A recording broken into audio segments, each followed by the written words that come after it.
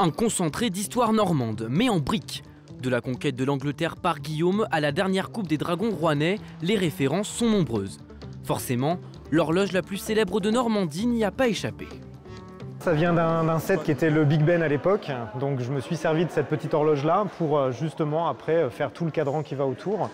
Donc exclusivement du Lego officiel, pas d'impression 3D, pas de choses qui sont faites spécialement pour nous parce que tout ça, chacune des pièces est trouvable dans le commerce. Lego sort de plus en plus de nouvelles pièces, de nouvelles couleurs, de nouvelles formes, donc on peut aller de plus en plus dans le détail, comme les petites figurines qui sont là ou les statues, etc. Donc du coup, ça nous permet quand même de pousser de plus en plus le détail. Des œuvres d'art en Lego qui passionnent même les enfants, tous les enfants.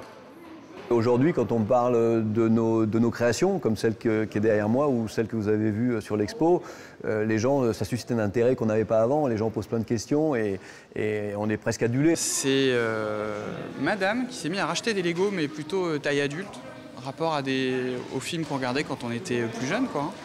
Et petit à petit, les enfants ont voulu s'y mettre aussi. Ce papa a aussi converti son fils à ces petites briques colorées. La mission pour Maximilien, fabriquer un morceau de la tapisserie de Bayeux. Et du coup, tu as fait la partie du cheval qui est là. Juste ici.